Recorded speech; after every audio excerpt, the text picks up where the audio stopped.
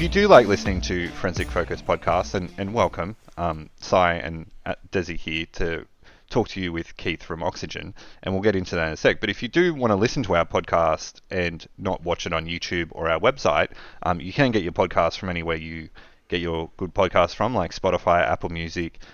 Google has now changed, so I don't think they have a podcast service anymore, but I use Pocket Casts, so I know you can get Forensic Focus from Pocket Casts. And if you do go to our website, we've got links for all of those shows as well on where to subscribe. But this week, we have Keith from Oxygen. We were just talking about the nice cold weather that's rolling in for them while Australia's got a balmy summer coming in. And he's drinking a nice warm cup of coffee. But welcome, Keith. Yeah, it's 2 p.m. to stay warm. I'm still drinking coffee. Mm-hmm. Yeah, I, however, just have a radiator by my side and just clinging to it out of desperation. Well, it is kind of a time paradox because you're right. If you're listening to you say that, you're watching the podcast already, right? And if you want to come see us after you're seeing us now, I feel like I'm stuck in a... I guess it's just... If you're listening to this podcast, we also have video content on there YouTube you go. And on the Forensic Focus podcast. Excellent. Not that you particularly want to look at me. You know, Desi's good looking, Keith's fabulous, but you know. I just have interesting Lego backgrounds and a dog. Anyway, sorry, back to the thing that we're actually here to do. So Keith, thank you for coming back. Welcome back. Lovely to have you again from Oxygen. We have a wonderfully long-standing relationship with Oxygen, and Keith was just about to ask me. So I'll do it because I just said I was dying to talk to you since you'd gone to the XIB course. Okay, but I got to go back in history. The last time we did a podcast, I was in a room where I was just packing up some XIB kits, and I don't know why we talked about that, but I said, and I went and got one, and I threw it on the camera. And then, ironically, 6-8 months later, you were able to attend that course, and you did it from afar. We had a course. I did it. I did it from upstairs in Oxford, and the time zone didn't actually work out too bad. I was kind of pleased with that. So I started about 2:00 in the afternoon and finished probably about 9. I can't remember what it was exactly. The thing I need to learn to do is when I'm doing remote classes like this, is I need to give myself the opportunity not to do half a day's work beforehand. Because that's my real mistake. Because I start as I normally start. I work half a day, and then that I need to stop doing. That's a mistake. But it was absolutely fantastic, and like I say, there is a review of it on the Forensic Focus website. And at some point, you're probably going to want your kit back because I still have it. Yeah. So if you're missing a box, I've got it. That's so funny. You're missing a box, yeah? Well, we counted them up the other day. I'm like, well, maybe so and so has one, and I didn't even think about yours. That's funny. There it is. So we try to start to arrange for it to come back, and I think if it's coming back from the US to a US site, you can arrange it over FedEx. So interestingly, you'd say that if I'm in North America, we print a return label and just put it in the kit so the student can ship it home. Internationally, they can't make return labels for international. So I will get a DHL label sent to you where you can just slap it on a box. I'll just slap it on. But we started the process, and I sort of went onto the website and tried to put in the stuff, and they went, "You're not in North America, you can't do this." Right. So I put up a VPN, and I went there, and it still went, "Your address is in North America, so you still can't do this." So I was like, okay, nice try, Lausche. Yes, exactly. And I did let you know, and then it sort of went quiet, and I'd forgotten about it. But now we're talking about it. Anyway, I have the kit behind me. But it's an amazing thing because it's a hands-on class. It's all very well to talk about, remote training if you're talking about theory. It's one thing to talk about remote training if you're talking about software, because you can share a screen and you can do this stuff. It's a very different concept to go, here's a phone, you plug it in like this, you take the back off it and you short these pins. Did you do that? Did you get the tweezers? Of course. Oh, I love it. Got the tweezers out and Good shorting job. pins on the back. And it was amazingly immersive still. I have to say, it was a fantastic job. Name's Ryan. Ryan Ebersol did an amazing job of keeping me and a live class who were in the same classroom going at the same rate, same pace. It was great fun, and I learned a heck of a lot. One of the things, I mean, I don't do I do mobile phone analysis. I don't do mobile phone extraction because I realise what a pain in the arse it is. Because it's like you try and do it and it doesn't work. It doesn't work. It doesn't work. It does work, and you don't know what you've done differently. But all of a sudden, you've got a valid capture. It's like, yes, I've done it. I've succeeded. And then you try and do it again, and it doesn't work. And I learned, and part of the reason is because some of these exploits are waiting or are randomly hitting bits of RAM for a buffer overflow that isn't 100% guaranteed to happen. So that's why you're not getting that constant guaranteed take on it, which is really good to learn. And then there's the software. Hey, try again. Yeah. Go again. Go again. Or set it for a number of retries for sure. You are a poster conversation for that type of work. It worked, and then it didn't work, and then it worked, and it didn't work. Yeah. Once you get it, I'm out. Come back tomorrow. Touch nothing. Yeah, that's it. You don't touch anything. Stop breathing on the way out the room. Exactly. So it was really good fun. I think good. I was going to say I wrote it up in the review of it as well. It's fascinating because Oxygen is actually so powerful as a tool that you can do multiple extractions at the same time, so long as you've got a USB hub and enough cables to do it. Yeah. And the only thing I said, I think my only criticism, and this isn't a criticism really, is that because it's so intensive and because some of the stuff runs for some time, perhaps a way of speeding it up is to send out a USB hub with it and a few extra cables so that we can run some stuff in parallel. But it's such a small detail, and of course, I was just going to say, Si just wants it to be exactly like a job where you're just like rushed and trying to do like 50 devices at once, and this is why you need this is why you need your half day off first, so you're not going into a training course like work. Yes. Yeah. No, the XIB, we used to go in a box, a little cardboard box, and it had 4 phones in it. And then it was Ryan actually who one day said, these boxes are okay, but we need to step up the game. And says, look at what I got. Look what I made. And he made one of those. Had a little engraved, logo and thing on it. And he opened it up, and I thought, oh, this is going to be fun. Now it has 8 phones in it, and we're trying to put jam more. Cutting those foam. That's not for the weak at heart. But it is certainly a cool box, and now it just grows and grows and grows. It sounds like such a really awesome. It's literally here waiting to go out. This is full circle from when I brought one onto the screen, and now Simon's probably got the same. And see, this is where if people are listening to our podcast, jump on YouTube or our Forensic Focus website. Yeah, you got to see this. You're right. We're about probably like 7 minutes in by the time some editing happens. So proper Pelly case there. I did just drop everything out of it. Oh, good job. Properly. But that's a different conversation. But yeah, so there's 1, 2. These are phones that Si is holding up. 3. Just spread them out like a hand of cards, right? There's another 4 there. Look at that. I mean, it's like Christmas for a geek. This is truly Christmas. My favourite one of the lot, though, is this, flip feet. I miss flip phones. They were so cool. Hey, a KaiOS device, you never know when you're going to run into one, right? Yeah. So, I got to see a whole bunch of stuff that I didn't, I hadn't experienced before. I mean, we all do Android, we all do iOS frequently, come across them frequently. But actually, some of the more arcane things were really good to get hands on with. And there's a cable, and there's a charger, and a couple of USB things, and stuff adapters, like that. SIM card, SD card, tweezers. Yeah, it's crazy. Yeah, As the guy who packs those before they go out the door, yes, I'm intimately familiar. So yeah, I have that for you, and you're welcome to it back. And I also have a bundle of other. Actually, I was going to say, the class finished.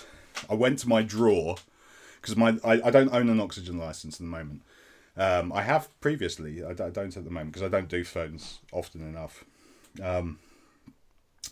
But my trial license lasted for 2 weeks, and the course was 3 days long. So of course I went off to my junk drawer and pulled out every phone I could find to see what was there. It was like, oh yeah, this Sony Xperia, yeah, that's great. I was like, I'd forgotten I'd taken these photos, brilliant, and recovered some stuff off something years ago. So no, it was really, really good, really great class, really enjoyed it, and I learned a lot. So no, brilliant fun. Thank you. Good job. Well, so when our marketing folks were like, "Hey, you want to do a podcast?" I'm like, "Who's doing it?" Not that I would have said no, but I'm like, "Oh yeah, that'll be great." I said, "Let's do this topic." So it's funny that we open this conversation talking about device collection, and the evolution of that, because everything you just talked about there were the trials and tribulations of locally doing it, and the things you'd have available or issues you might run across and things like that. And it's a whole different world when we talk about doing it from afar, So can't wait to have that conversation with you too. Yeah, I mean, and remote collection, I think it's an interesting one, because obviously there's different aspects to remote collection. There is the corporate side of things, whereby you are in control, you own every device, or at least you have the authority to go and say, I'm going to install something on every device and collect like that.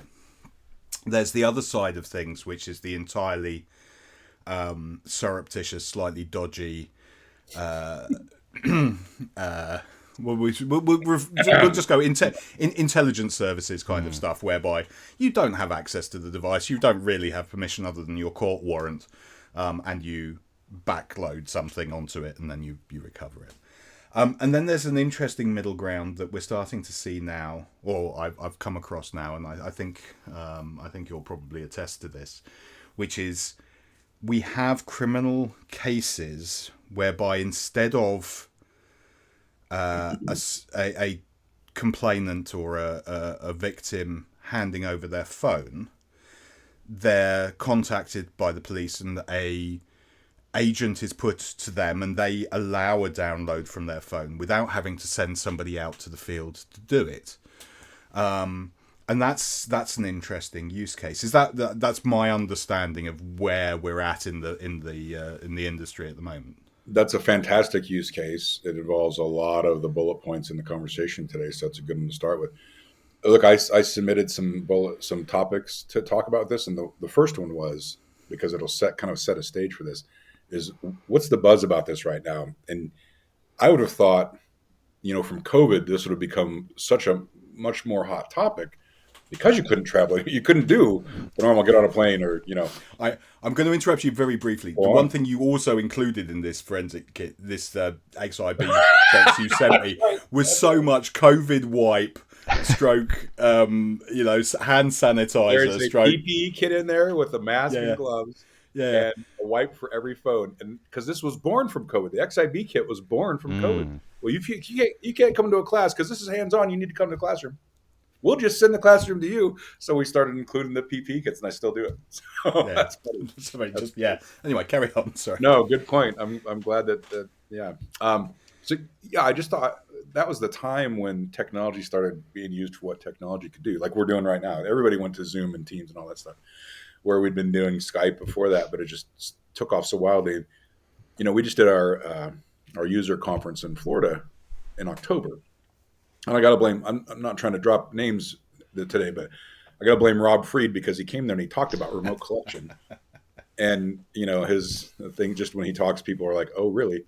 Well, that sparked tons of conversation about this that I wasn't expecting. And I do a thing called a tech bite every few weeks or so, like 15 minutes of them. And I did it on remote stuff because it ends up being a popular topic. But the woodwork conversations that come out of that, and the people in the hall going, oh yeah, what about this? I'm like, geez, there are vendors moving away from this right now. And I don't understand that, just because of when we talk about the savings and time and money and downtime of people and the reasons why you want to do this or why not. There's a huge gain. There's a lot of value add to this, especially in a world, Simon, where, and we'll talk about it, but in a corporate world where it's, devices are MDM, they're managed, and it's a work device. So there's an implied consent. It's not like I'm trying to break into your phone. I'm going to collect data from it. You work here. You want to keep your job, right? I mean, not that bad, but, of course you're going to consent to that. I don't need to break credentials or things like that to do it. So there's a lot of interesting use case coming out about this. And when people realize they can save the money, that's huge motivation, and not introduce downtime, into an environment. So, and of course, if you look at the industry and the people who are in it now, and I just play myself as an old person, I got into the forensic world in 1999. So it took me a long time to swallow the pill of, oh no, got to collect the entire drive all the time, absolute zero to absolute infinity sectors, and let somebody else sort it out. I don't want to miss any victims. There's 100 reasons why we're not to do that. And then one day, whether things got too big or I just didn't have enough time, just swallow the pill and target collect things relevant to the case. Or when eDiscovery became such a big thing, right? Hey, here's some litigation coming. Simon, don't delete your mail from June of this year because those are the regulations of the litigation, or the mail between you and me, or whatever it is. And you just can't go get everything anymore, or all the time, or you don't have the space or the time or the storage or the retention. And you got to collect. It's not necessarily a triage world, but go after what you're after.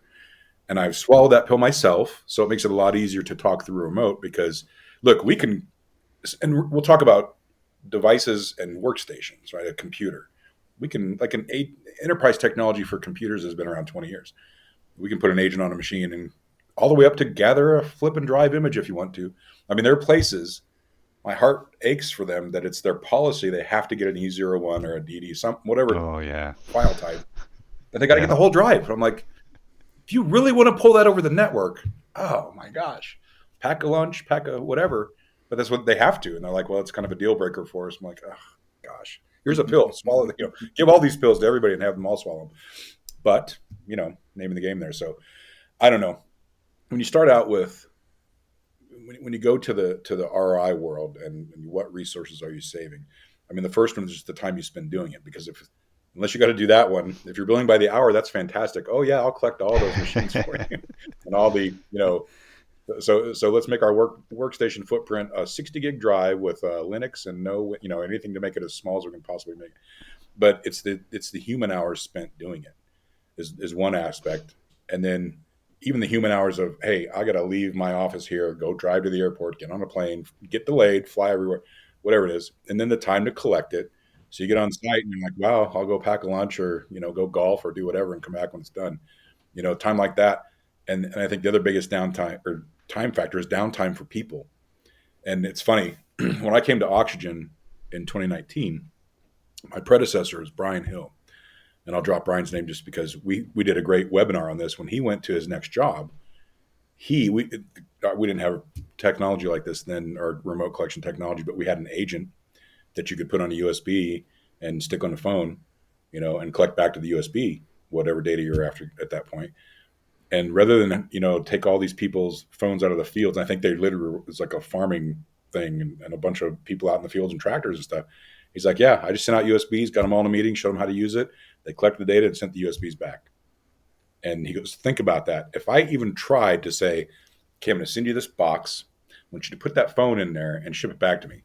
I mean, that's instant revolt for most people. Like, my daughter will jump out her window and break her leg if I say, hey, give me your phone because you're in trouble or whatever.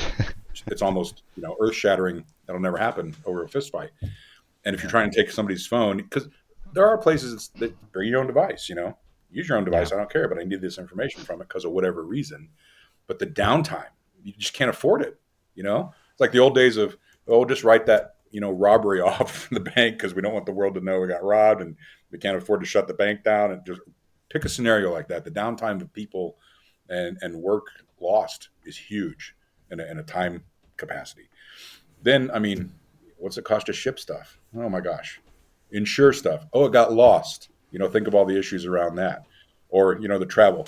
My gosh, I was traveling 3 weeks ago and we had the government shutdown going on here. And my trip just happened to go through the best place possible, Chicago. And, and I didn't make it. I'm in the airplane and I get the notification on the app. Oh, your connection just left. I'm like, that's fantastic because I'm driving to the gate in my plane. So, yeah, I mean, travel all by itself is a pain in the butt like that.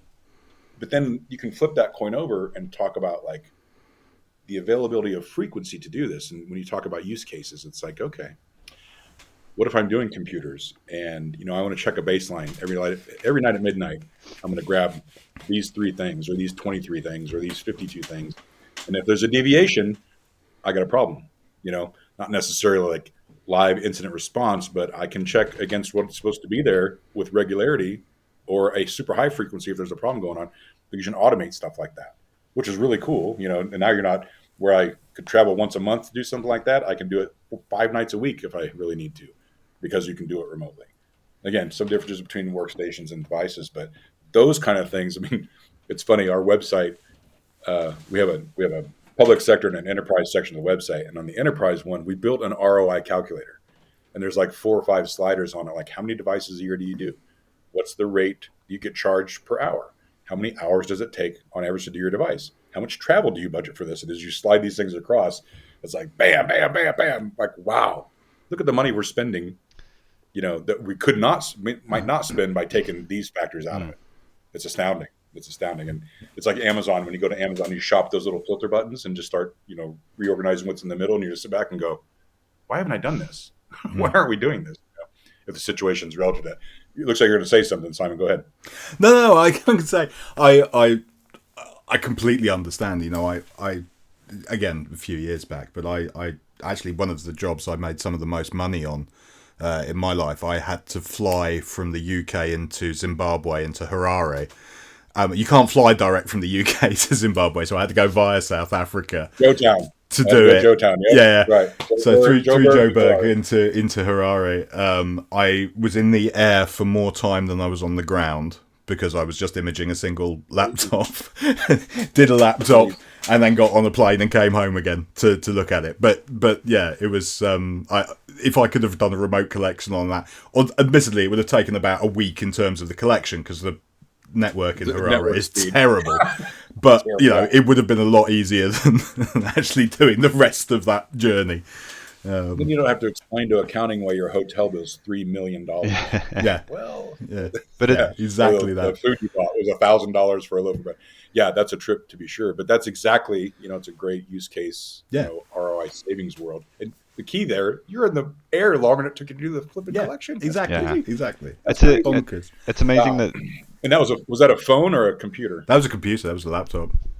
Okay. I imaged it I took it out of the office, went into my hotel room. It sat overnight, imaged over 12 hours, and basically I packed up and got on the plane the next day. Okay. Yeah. Then you're getting it out. So let's take the computer idea and put an agent on it, or a client, or whatever you want to call it, an applet that can do your bidding, I suppose. And you get it connected. And it's really cool because, and I'm only speaking from my experience with my tools now, but like invade's the wrong word. I can interrogate. I can just interrogate. Interrogate. You're looking I can interrogative. I can just get a file list of the machine. Just show me everything's on there, and maybe do a couple searches for something proprietary, and realize if I have to go through the hassle. Right? It's kind of a triage move. Triage. Or I can literally mount the file system and just start navigating through like a Windows Explorer environment. Maybe I know exactly what I want. I'm just going to navigate right to that location, grab that folder, and put it into a container and bring it back, without doing the whole dang thing. Again, that's having swallowed the targeted collection. I can say it's fascinating because, I started my career, I've talked about it on the podcast before, but I was a Unix systems administrator. And Unix, unlike Windows, remote access to a machine was de rigueur. It was normal. I would log into machines remotely, wander around them, mount their file systems remotely, but just as part of the normal administrative process. And the other thing that you sort of said that triggered in me, we used to have a tool called Tripwire. And what it was is it just took an index of hashes of key files. And then once a day it would run, or whatever your schedule was, you'd run a comparison against the hash of the file as it is now versus the hash that you've got stored somewhere, and do that basic check of like, has somebody corrupted my, whatever program it is, if a virus has installed itself, the hash has changed. So the concepts have been around in the industry for. I mean, I'm getting on a bit. So we're talking 30 years plus for remote administration, and Tripwire is not exactly a new tool. So yeah, the fact that the Windows world and I mean Macs are Unix now anyway, so it's not so bad. But that the Windows world is finally catching up, and the fact that we can now do it remotely to, well, I'm going to say you've got Android, which is Linux, and you've got iOS, which is Unix as well. Anyway, so I think perhaps we're just coming round to the fact that everybody prefers Unix, and it's a better place to be. Well, it's interesting. I mean, because from a workstation perspective, we do Windows, Mac, and Linux from a targeted collection component, and there are a list of applications relative to each operating system and all that. But look, even beyond that, that's targeted. But if the play calls for it, I mean, you can grab memory and pull that back across the wire and go through that. I mean, it's not like, to the extent of, hey, what processes are running in this? Separate these out for me so I can maybe identify something bad. Who knows? And again, all the way to the fact, if you got to get that entire drive, have a blast with that. But from a file list all the way down to a complete drive image, that's pretty versatile. Not having to get on that plane and go through Joburg to get the Parole. Holy crap! And that's a great example. You said you can do memory as well. I mean, you can grab memory at a given point, and a full disk image. But this is on a live machine, isn't it? So you're talking about a disk image that's changing constantly as you're imaging it. Yeah. Get it as it was. Get it as it was. Get it as it was. Yeah. And stack it in there. Yeah. Yeah. So that's well managed within Oxygen, I take it. And within the agent. Yeah. Yeah. So that's a workstation world, right? But then we add devices, and it's crazy because we have people that only do workstation. I'm like, come on, you got something that does it already. No, we just want it for that. Ready to learn about phones yet? Nope, don't even care. I'm like, oh, okay. So that strikes me crazy. But when we get into devices, here's the oddity to this. So think about what you're doing or what you did in class, Simon. You were doing local collection. You just happen to be clear across the ocean from where the class was occurring.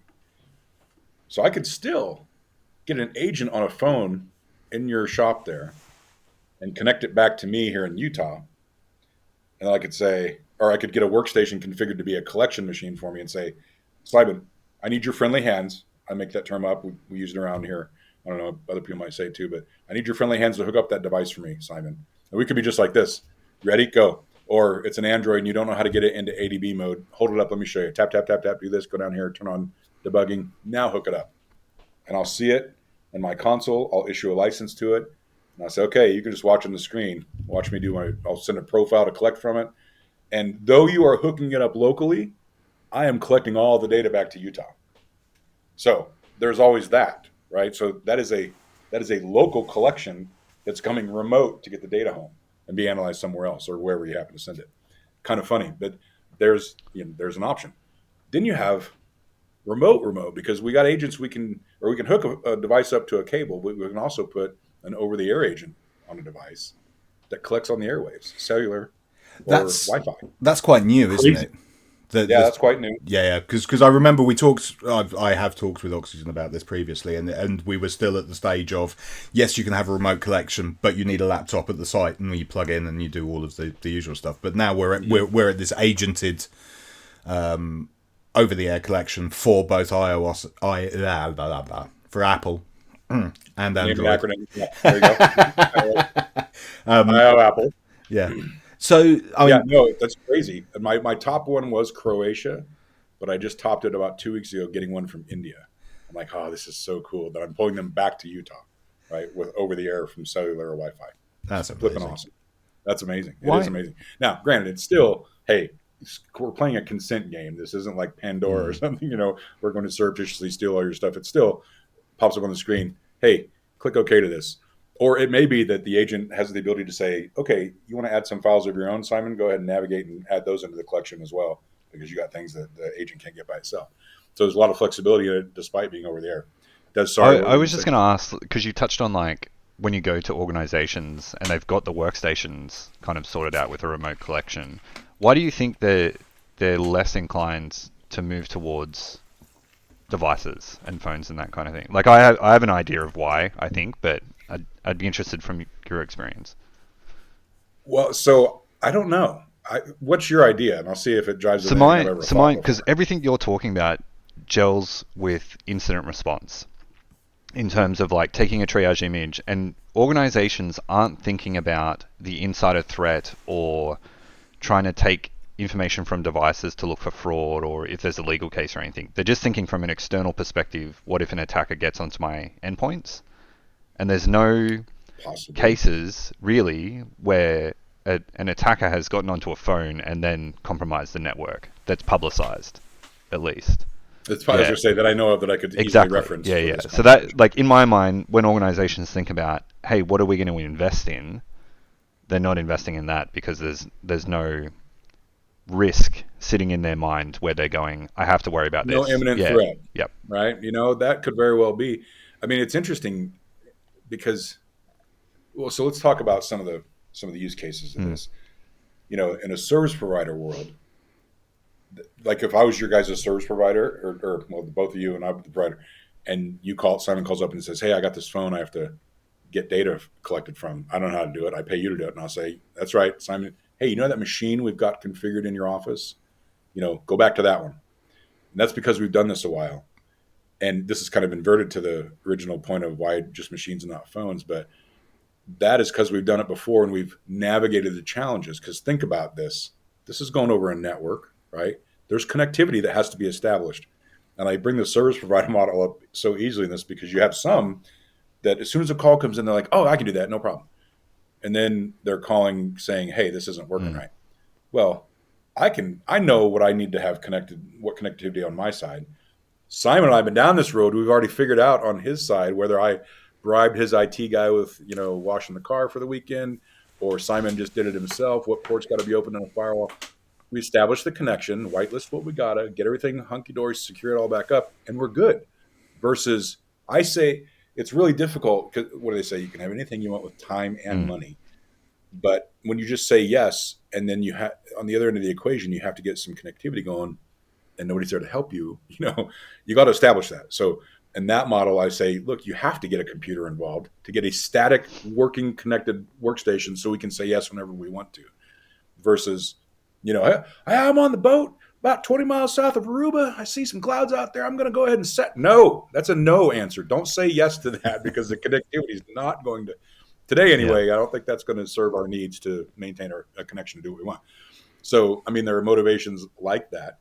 We also have, there's another person that's doing this that says, look, I don't want to do that model. I'm going to configure my own workstation to collect, locally plug in the phone, and I'll ship it to my people. And I'm like, well, okay, we're not shipping you on a plane. All right. Kind of defeating all the purpose to do remote, but it is getting out there, and you're still going to do a local collection remotely and connect and send the data back. Okay. I mean, people come up with all kinds of ways to make this work to their advantage.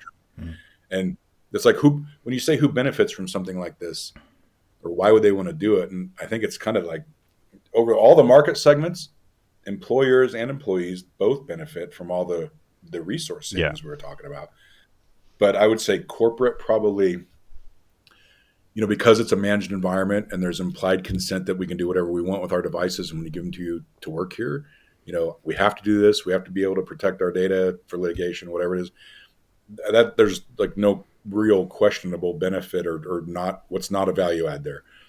Versus law enforcement, which, listen, any copper on the side of the road is probably not applicable to this. However, a kiosk model, I mean, what's a kiosk? A remote collectible laptop built into a box or something, right? And that's sending data somewhere. Unless, and I would hope it's sending data somewhere. If it just sits there and collects it all to a hard drive and then somebody just come collect the hard drive out, that'd be kind of crazy. Why not collect it at the kiosk and remote it back to a server somewhere? Or, I don't know how, I have two country perspectives here. Probation and parole, right? Oh, we're going to let you out with all the conditions in the world, including Simon's going to monitor me. I'm not allowed to have a device at all. Or if I have one, I'm not allowed to go to these websites or, anything like that. And the traditional model is, hell, it's Simon. Quick, throw the device away, flush this down the toilet, delete all my browsing cache, whatever it is. Well, gosh, Simon can probably get around to, he's got a caseload, a bunch of jacketed people he's talking to all month long. He gets to all of them once a month. Where if, part of your condition was to have an agent on your phone or your computer, Simon could do it in the middle of the night, or he could get data from your computer all day long. And I'm telling you, Keith, if that little green light ever goes off, that's like the equivalent of me cutting the band off my ankle, the house monitor, right? Yeah. If that light ever goes off, you're going back. Well, no, what if the power goes out? Get an uninterrupted power supply. If that light goes off, I'm coming for you, right? Because that's the stipulation. Yeah. But then Simon can check on me every day of the week if he wanted to, or have an agent on the phone where he could just pull stuff like that. You better clean that or I'm coming for you, right? So I have actually done a case in the UK of a person on parole. There you go. Who was, they had a PC and it had some monitoring software installed on it. And it was possibly one of the worst written and buggiest things I have ever come across. And the guy had actually taken it off, which obviously is a direct violation. That little green light went off. Green connected light, exactly. It went off because it kept shutting his. It kept. It had a memory leak. It kept using up all the memory in his computer, and it would gradually grind down to a halt. And he just couldn't use it, so he took it off, which obviously was an issue. But they were like, my role in the case was to verify whether this software worked or not. And I got about halfway through it when, looking in the unused material for the case, the engineers from the company had admitted that there was a memory leak and it didn't work properly and it was easy to bypass. And they had it all in writing. And I was like, okay, forget it. I'm not putting any more work into this. Please read this to the court and leave it. It was like, but so the use case exists and there is a desperate need for good software to do it. So I wholeheartedly will recommend Oxygen the next time we come around to that one. No, I just know the old school model and have helped people learn the old school model with old school technology. And man, I just look at what we can do now as the evolution of anything, I suppose. I'm like, man, you guys could be doing this, this, and this. And if I was in that job, I would be looking around going, look, I can increase my contact with my people, my productivity, everything, what I can gather now versus what I could gather before, how I can report on it, all those things. I mean, but that, it brings up an interesting story. I'm thinking locally, like maybe at a state level or a county level or something like that. But what happens when you start crossing country lines, right? Or oceans, or, you take data outside of a GDPR regulation, or chain of custody. So this isn't all just, slap it down and woohoo, run with it. Don't get yourself in trouble, right? Stay in the bounds of, stay in the lanes you're supposed to stay in, I suppose, because we even have state regulations here about privacy laws. Some of the states and in our states are much more stringent about what you can do and what you can't do like that. And GDPR is always a concern in your neck of the woods because, if your collection is crossing a line like that, that could be problematic. Yeah. And, when you're talking about, that's why law enforcement is probably the bottom of the rung of applicability because chain of custody is such a big thing. So you have to have somebody go out there and, no, I'm the guy, I grabbed it here, never left my side, that type of thing. But there are things that, if it's connectivity, it's mitigatable. Chain of custody, you might have to do something a little more stringent. Or I think it's an interesting one because what we're seeing a lot is this targeted acquisition stuff. Telling you. And to be honest, I'm not saying that chain of custody is not important, because it's always important. It's like that. But when you're doing a targeted acquisition, you can verify the chain of custody of that when that's taken more easily, somewhat, than you can an entire disk's worth. If you see what I mean, because you've got that record of that connection, you've got that record of that. Of those things, and then the device is, because the device is still live and it's only a subset of the data, and it's usually either with the suspect or the suspect is there allowing you to browse a limited subset of their data to record it. Mm-hmm. So a lot of the things that we would consider, it's a live acquisition and all of this stuff, it starts to become a little fuzzier around the edges. And actually that plays into the idea of remote acquisition, because, if you've got a good agent on there, you can verify that the data's come off through an encrypted channel that's secure, that at the time the agent was on the phone, it was taking a true image of it. And then the device is, because the device is still live and it's only a subset of the data, Well, beyond that, what benefit is there to have the device in place A or place B? There's not a lot. There's no logical change to the data that's acquired. So, and oddly enough, Simon, not to discredit the human factor to this, but I would say the logging that occurs during this process is much more repeatable, probably defensible, and complete than a human trying to do the same logging every single time. Yeah. That's sad to say, but probably better that way. And we package it all up nicely, secure it for transport when data goes like that. It's funny. So Rob's presentation, the one I talked about earlier, one of his points was, there's because of this being kind of an emerging trendable thing, there's not a lot of vetted industry acceptable SWGD knowledge or policy about this. So he's had to write his own policy before. Look, this is what we're going to do this, at this environment or in this way. And what a novel concept, just because there's not a lot of things to fall back on right now like this. It's like asking a chat client or a GPT client, hey, how does this work? Well, let me go codule whatever I can find off the internet and put a paragraph together that doesn't really make any sense, And there's a lot of use case relativity to this. I just saw a LinkedIn post. Briggs put a post out today about, file system versus what you see is what you get, and what you're missing with all. Here's an application, and the vendor technology says it's getting everything it gets. Then there's level DBs and protobufs and all these other things that might not be gotten with that application data that are missing application relative data or dependency data to the application. And a bunch of people are commenting on that, and yeah, well said. And there's still the need for that. So when I think like who's benefiting the most, and I probably go corporate first because it's managed. There's the consent to do it, and they will target exactly what they want all the time, however they want. And you're not necessarily having to break into things or go for file systems because they just want these things relative to a policy violation or a litigation thing or whatever it is. Law enforcement, and now mind you, I guess I got to bring this point up because, and I'll just bring it up for oxygen, independent of the conversation. But if you had the tool we have is called ORE, Remote Explorer stuff. It's just like detective, Simon. You have your regular device extractor that you use an XIB in there. So you can still sit there in your lab where you're collecting data back to it from all over the world with agents and take a phone apart and use tweezers and hook it up and do all the things you still did, right? So it's not like that's gone from your repertoire of things to do. You've just expanded your capability to go grab in the capacity we've talked about in this conversation remotely while you're still tinkering with devices taken apart back at your desk. Yeah. So I need to make that qualification because it's not like I'm saying, no, that part's gone from this use case or this ability. Yeah. You still do all that. It's an extension, not a replacement. Yeah. Yeah, there you go. It's a good way to say it. Yeah. Good way to say it. I think it's interesting. I mean, the corporate world, it is the ripe area for this. You say eDiscovery is that, but I think it's because the interesting it tends to be.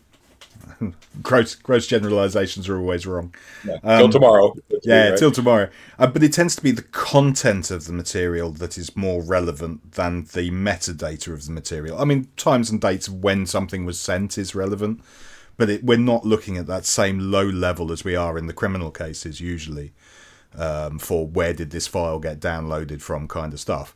It's like, did so-and-so send a contract to Joe saying that they would buy 50 widgets at $2,000 a piece? And the answer is yes, he did. And therefore, we probably should honour that. It's a bit different to, this IIOC has been downloaded from which website, when, and was it with the user's knowledge? So it's certainly at that higher level where that bit level kind of acquisition is slightly, I'm not going to say less important, but less important. Not as necessary. Yes. Probably. Yeah. The, absolute sector 0 to infinity. Yeah. Why? I mean, it's just, that's the pill. That's the pill.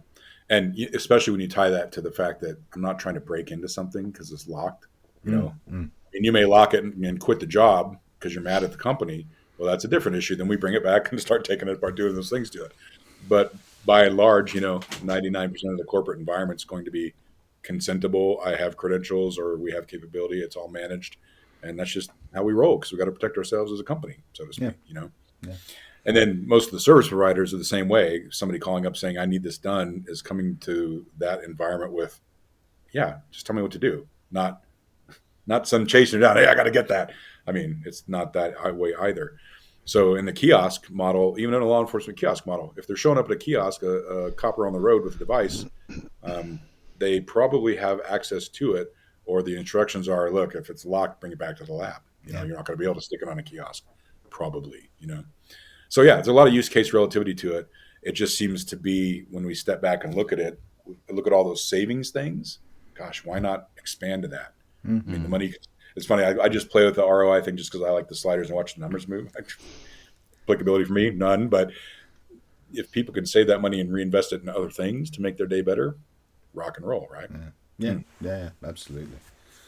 So, I mean, two questions from my side. One is obviously memory acquisition on workstations is, I'm not going to say it's easy. I mean, it is easy, but it's not.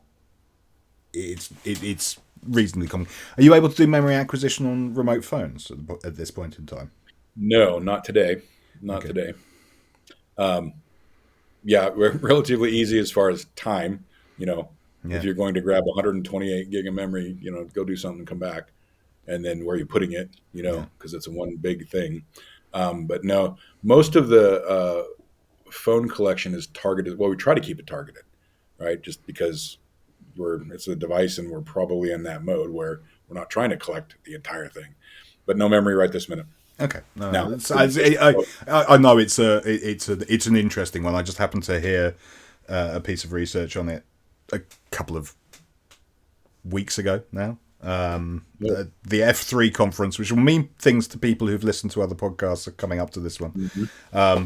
But some of the things that were hanging around in memory, and it wasn't a straightforward operation to get it necessarily. But that was. Yeah, I was going to say, do tell. I want to go read that too. Oh my god. Yeah, I'll find it and relay it later. But that was an interesting thing. So it's certainly an area of research that in future I think will be fascinating. That was one thing I was going to say, but I've forgotten what the other one was. I was going to say. Oh, I was going to say. So what's? I mean, given that that's possibly a future development for you, what else are you looking at to sort of push this forward, going in? So it's funny you say that, because earlier today I was sitting with the product manager of the tool, and he goes, "Well, let me give you a roadmap." I'm like, "No, don't give me a roadmap. I don't even want to go down that rabbit hole," because I've worked in software in a software company environment for coming up on 25 years now, and I'm like, as soon as I say a roadmap thing, you're gonna go, "Oh yeah, well, we're not doing that anymore." You know, I would tell the masses.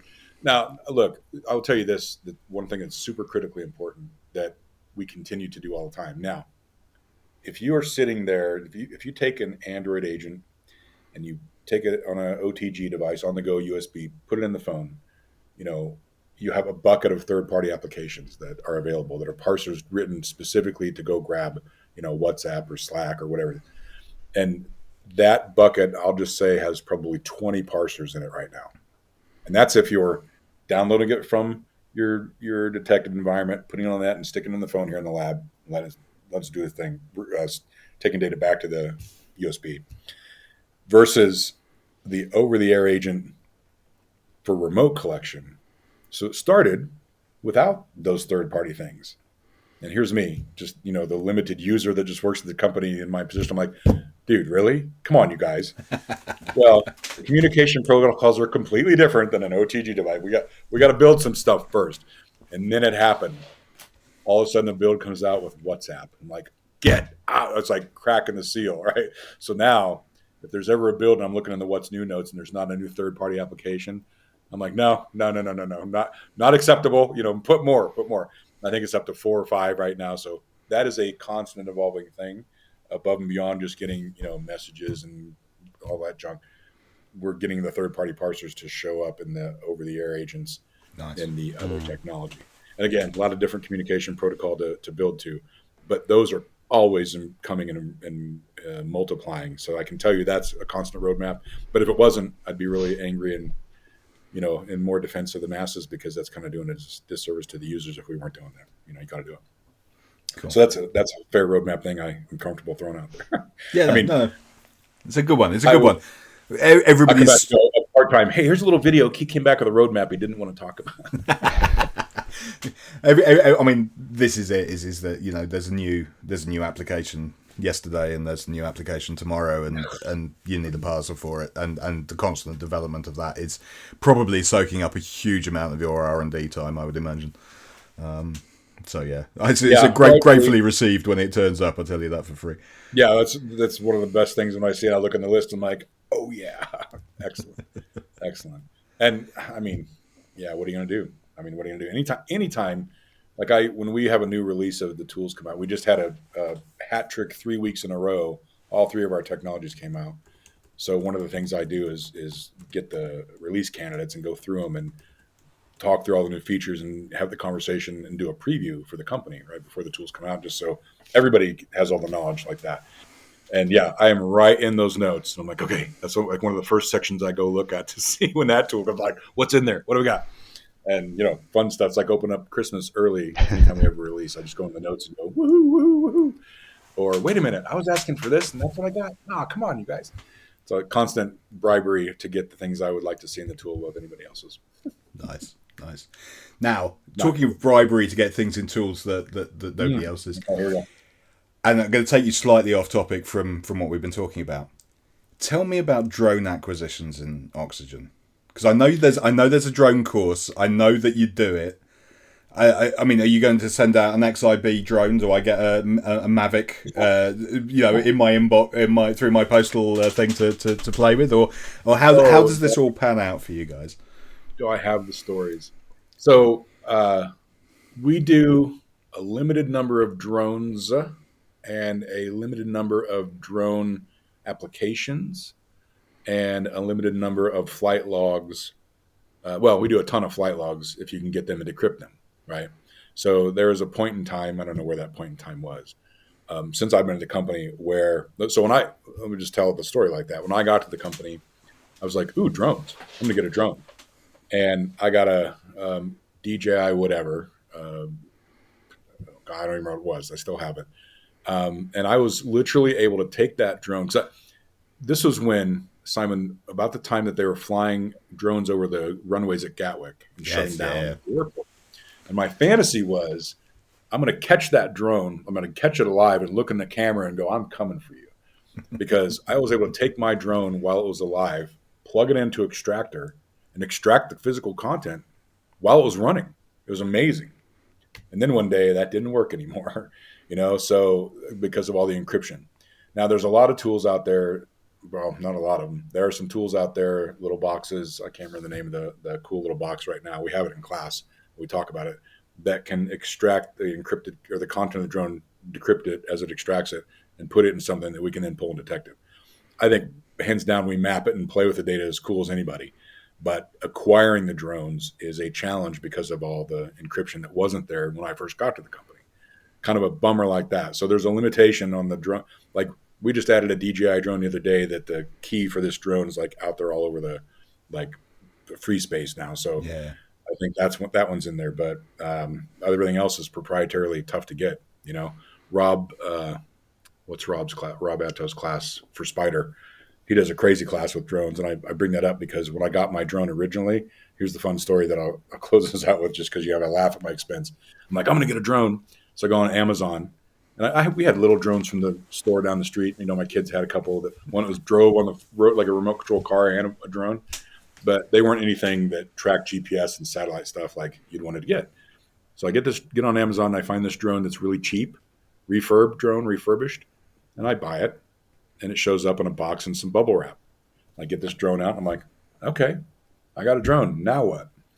And I think Rob and I talked the next day. And he's like, so let me see what you got. I'm like, well, here it is. He goes, where's the controller? I'm like, what do you mean, where's the controller? He's like, you're an idiot. You didn't get a controller? I'm like, I didn't know I had a controller. So he's like, well, I'll send you one, you ding-a-ling. But you can control it with your phone. I'm like, okay, bye. So my son and I hang up on Rob and run outside, download the app, and now I'm using my phone with this little screen and the camera, and like, oh, this is cool.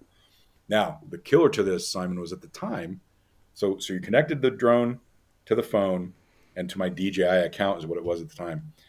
But I had no idea what I'm doing, so we're like flying around out of my house, and did I sit down and calibrate the home point to it properly?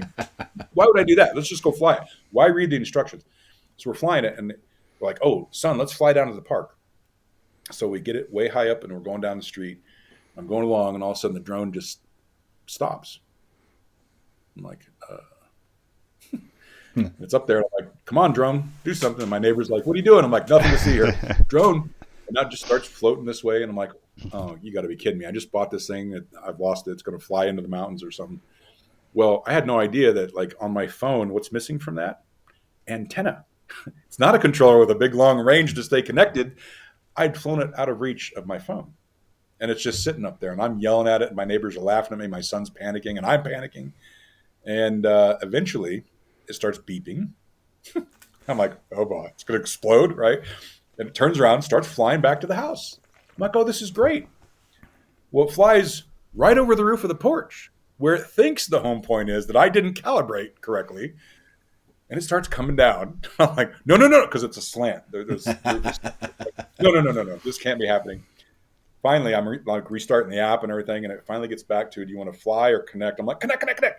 And right before it hits the roof, I connect to it and be able to land it. I'm like, oh, it scared the crap out. I didn't know what I was doing. But it was, what was really cool was when I got the physical of that drone versus the logical flight where it lost contact, you could see me flying around the house and going down the road and blink. That route of dots ended logically. But when I physically got the drone, the return back to the house and the landing were physically inside the drone.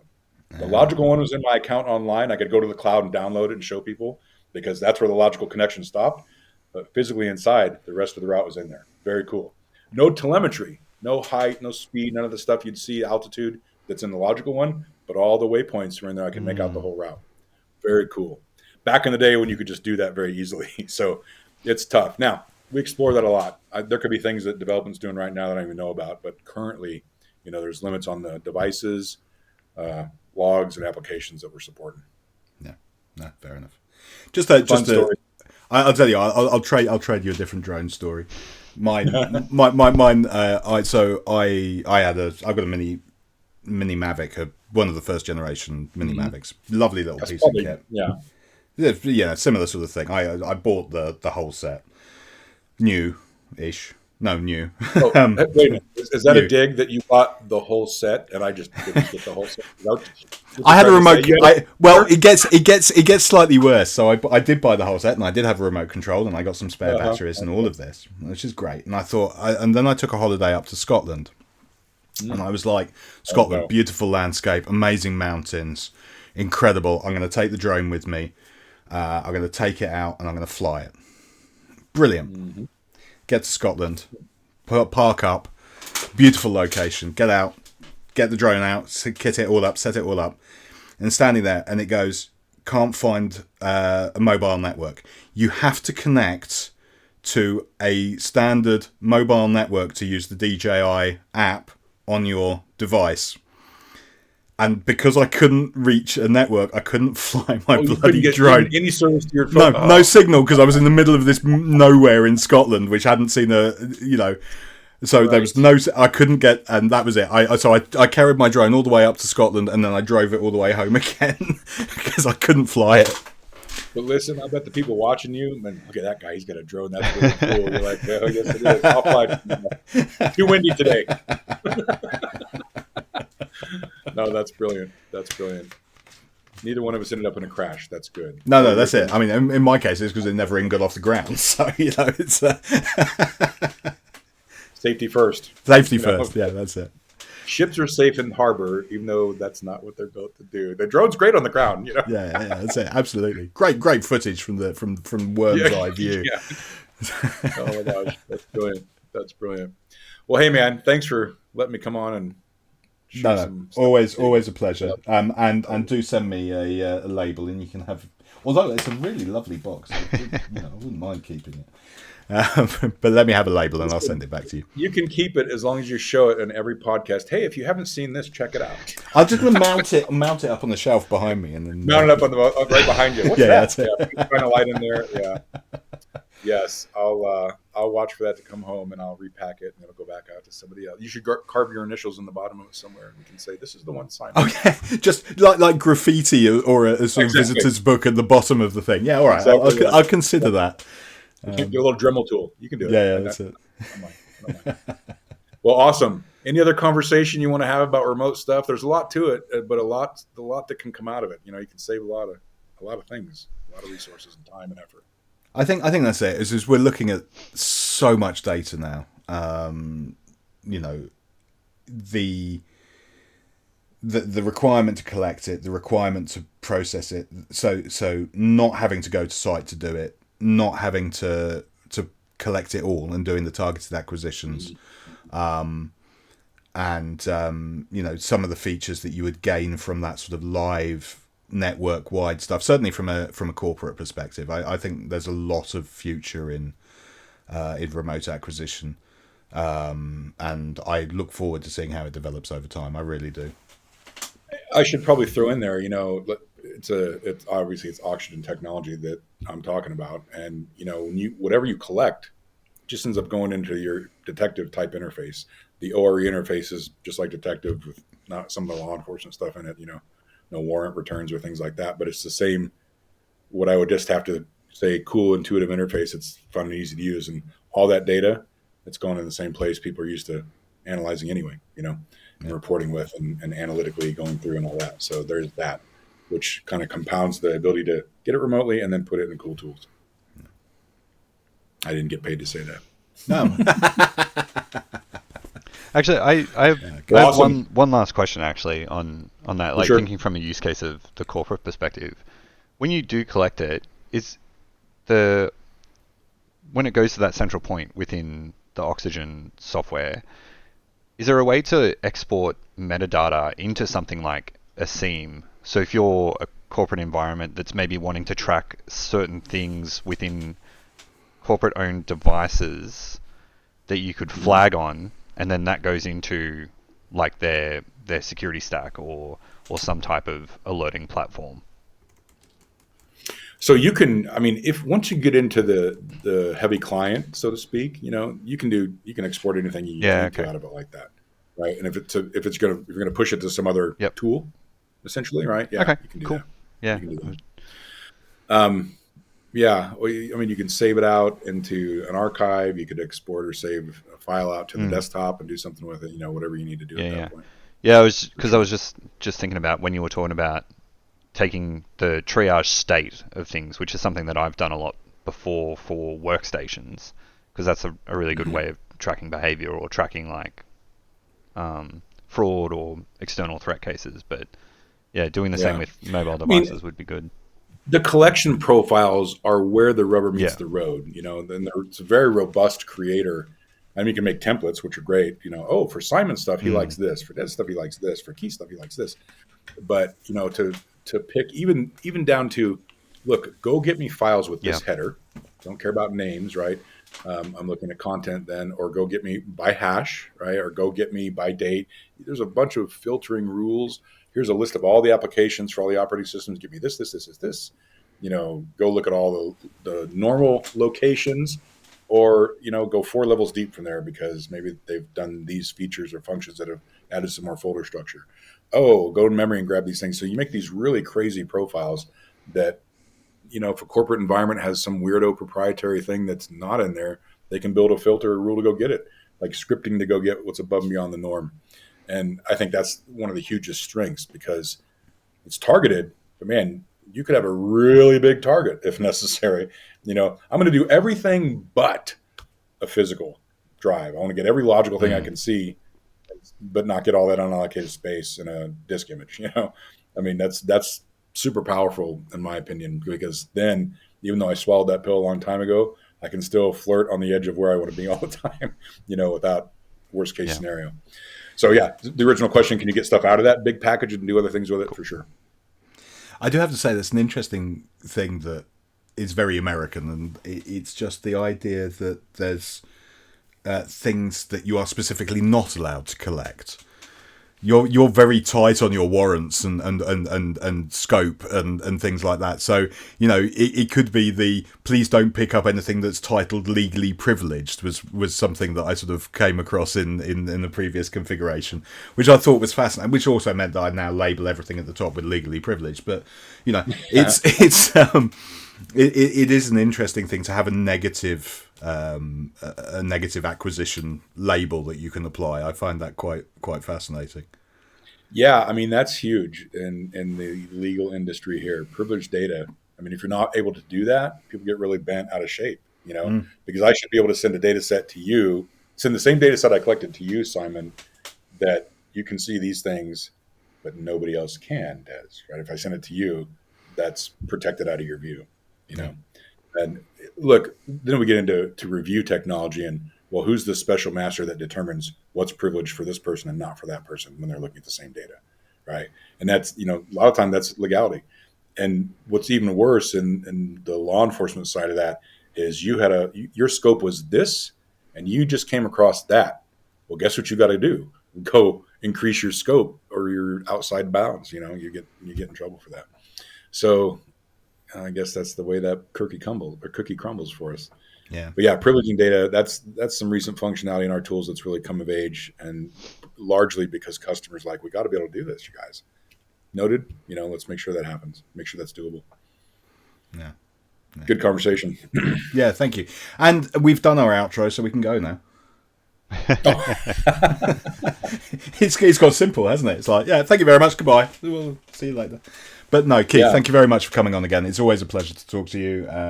Love Oxygen. Have great fun with the courses and the demos I've had, and it's good to see you going from strength to strength and coming up with new great things. And good luck with your drone. I hope it pans out.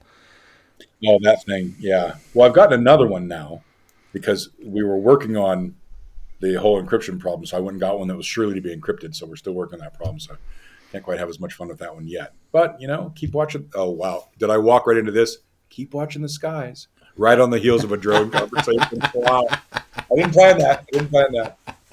But, keep watching the skies. Oh, great to see you guys. And you, Keith. You take care. Okay. Thanks so much, Keith. See you later. Cheers. Thank Bye. you.